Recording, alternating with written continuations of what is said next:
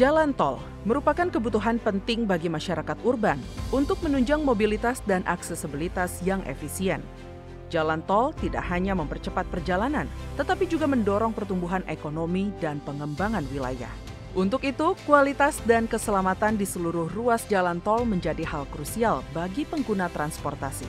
Dalam rangka menjalankan fungsi pengawasan terhadap infrastruktur dasar masyarakat perkotaan, Komisi 5 DPR RI meninjau ruas jalan tol Kayu Agung di Provinsi Sumatera Selatan yang dinilai belum memenuhi standar pelayanan minimum dan lemahnya pengawasan pembangunan jalan tol. Sehingga jalan tol Kayu Agung menjadi rusak dan bergelombang. Untuk menjamin keselamatan pengguna jalan, rambu dan lampu jalan harus segera dipasang dan membuka eksit tol Kayu Agung secepatnya. Masyarakat itu mengguna jalan tol itu karena dia berbayar, ya mendapat pelayanan yang lebih baik daripada jalan yang reguler ya, yang tidak berbayar gitu. Nah, tapi kenyataannya beberapa ruas jalan memang standar sebagai jalan tol rasanya belum sampai kepada tahap tadi yang saya sampaikan. Yang harusnya semuanya itu kan harus diperhitungkan untuk kelayakan.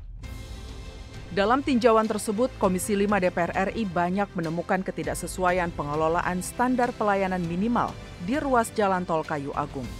Badan Pengelola Jalan Tol atau BPJT harus membenahi semua kriteria agar memenuhi standar keselamatan dan kenyamanan pengguna. Selain itu, kesalahan konstruksi eksit tol Kayu Agung harus segera dievaluasi dan dilakukan perbaikan. Ada beberapa exit yang memang sejak pembangunan jalan tol ini itu bersamaan. Peresmian itu sudah ada, tetapi exit itu tidak digunakan karena ada yang tidak beres di situ menurut kami, ya kan?